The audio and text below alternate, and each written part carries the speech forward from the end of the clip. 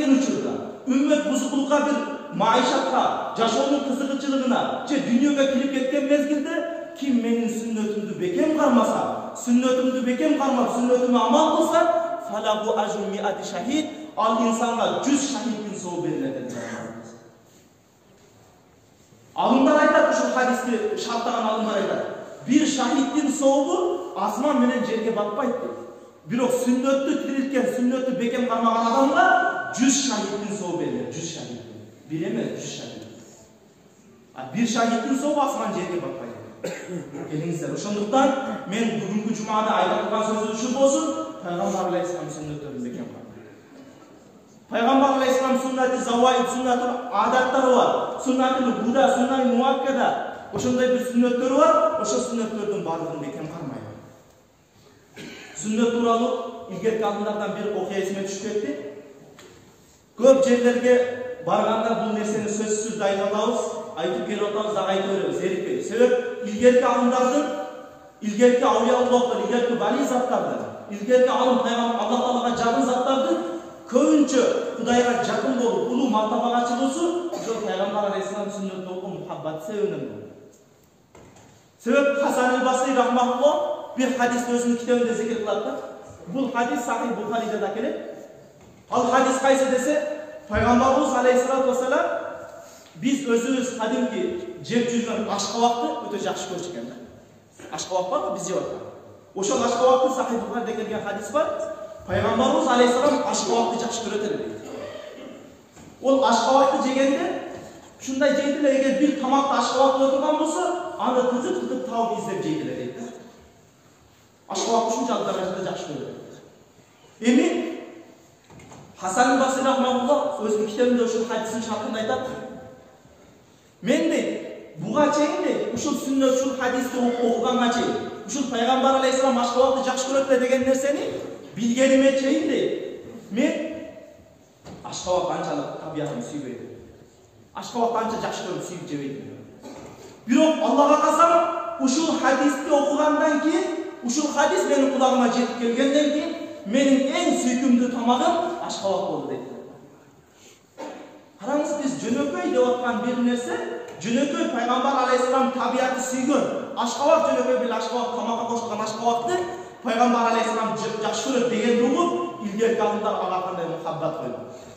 Пайгамбарыбыз алейхиссалам сүннөтүнө кандай мухаббат койгон. Пайгамбарыбыз алейхиссалам сүннөтүнү канчалык даражада бекем кармоонун аракетин кылган илгерки алдындарчы. Азыркы доодун алымдарынан айтсак, жакында өтүп кетти, Аллах рахмат кылсын, Тажикстан жергесиндеги Хазрат Хикматулла Дамланын медресесиндеги кээ бир окуяларды, кээ бир сүннөткө болгон амалдарды, сүннөткө болгон бекемдикти, сүннөткө болгон мухаббатты көргөндө, улуу заттар сүннөткө болгон мухаббаттын себебинен улуу экен деген чечимге келесиң. Улуу заттардын улуулугу пайгамбар алейхиссаламга толук эргешкендиги себебинен болот экен деген чечимге келесиң. Себеп ошол Дамланын медресесинде дагы 400 талаба окуйт эле. 400 талаба. Эми зыяратчыны билебиз. Биздин Орто Азия эли улуу алымдардын зыяратын өтө көп кылат да. Өтө көп барат. Тажикстанга биз барган учурларда көп көрүп калат эле. Өзбекстандан чыккан дамлалар барышат эле. Кыргызстандан чыккандар барышат эле. Дунгада казактар барышат эле. Ошондой эле Тажикстандын өзүнөн канчалаган алымдар барып, ошол дамланы көп зыярат кылат. 400 талаба күнүнө үйүндө 300дөн ашыгыраак зыяратчы бар ошол дамланы. 300 зыяратчы күнүнө жанында. Бирок дамланы шагирттер айтат, биз дейт ошол дамланын бир уйкуну уктагандан кийин, уйкудан тургандан кийин даратсыз бирөө менен учурашканын көрбөдүк. Дараты жок бирөө менен учурашканын көрбөдүк. А бунун себеби эмне десе, себеби пайгамбарыбыз алейхиссаламдын буга дагы сүннөт хадис бар. Ал хадис кандай десе, пайгамбарыбыз алейхиссалам бир күнү бир эч ким жок жерге, ажак кылган эч ким жок жерге келет. Ал жерге келип ажакка даратысында. Дарасындан кийин бир сахаба келет дагы, "Я ассаламу алейкум я Расулуллах" дейт. Салам берет пайгамбарыбыз алейхиссалам. Ошол мезгилде пайгамбар алейхиссалам алейк албайт. Ва алейкумассалам жооп бербейт. Жооп бериш милдет эле, бирок жооп бербейт. Андан кийин пайгамбарыбыз алейхиссалам узагыраак барат дагы, дуалга таяммум кылып, бир уруп бетке мас тартып, дагы бир уруп колго мас тартат дагы, таяммум кылган соң баягы сахабага "Ва алейкумассалам ва рахматуллах". А сахаба арызданат: "Я Расулуллах, жана эмне үчүн мен сизге салам берсем салам алейк албадыңыз дегенде пайгамбарыбыз алейхисалам айтат, мен сен мага салам берген учурунда мен даратым жок эле. Ва алейкумуссалам дегенде ассалам, Кудай Тааланын ассалам деген ысмы бар. Ошол Кудай Тааланын ысмыны даратым жок, зикир кылыштан уялдым дейт. Пайгамбарыбыз алейхисалам эмне бир зикирди айтканда дараты жок айтыштан уялдым деп зикирди айткан эмес экен. Алейх дагы алган эмес экен ошол учурдачы.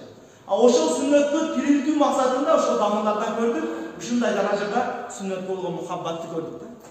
Ошондуктан сөзсүз түрдө сиз менен биз дагы Allah subhanahu wa ta'ala Kur'an-ı Kerim'de de aytat var. وَمَا أَرْسَلْنَاكَ إِلَّا رَحْمَةً لِلْعَالَمِينَ Biz sizde alamga rahmat kılıp jönöttük deydi. Bizge alamga rahmat bolup gelgen, alamdın bir payda boluşuna sebep bolup gelgen Peygamberimiz Aleyhisselam'ın sünnetlerini bekem karmayız. Oşol zattın sünnetlerini bekem karmayız, hidayet oşol tarafta oluruz. Al zattın sünnetlerine beparva olsun, al zattın sünnetlerini tarif kılsak, al zattın sünnetlerini amal kılmasak, anda Peygamberimiz Aleyhisselam'ın vaid hadisi var. Peygamberimiz sallallahu aleyhi ve sellem aytar, "Men ragiba an sünneti feleyse minni." Kim menin sünnetimden başlatsa, al menden emes deydi, menden uzak deydi, men ümmetimden emes deydi. Nauzubillah. Kuday Taala neseden saklasın. Kuday Taala al duaga koşup kalgan insanların katarına koşup saklasın. Kuday Taala ошол Peygamber Aleyhisselam'ın sünnetini 100 bulup ketken insanların katarına koşup koyup saklasın. Bardığımız Kuday Taala şu nesine nasip kılsın. Peygamberimiz Aleyhisselam sünnetini bekem karmak yaşamını nasip kılsın. Peygamberimiz Aleyhisselam sünneti azı medisina tarmağında dahi karasanızdan uşunçalık derecede mükemmel derecede şu bardık içken jegendeki sünnetler. Büt bardığını karasanız medisina ilimi o kança 14 yılından gidemiyor. Nime kılıp çıkılan oturup su içse faydalı eken bundan gel. Onu 14 yılın burada Peygamberimiz Aleyhisselam'ın bardığı sünnetini gösterip koyuyor.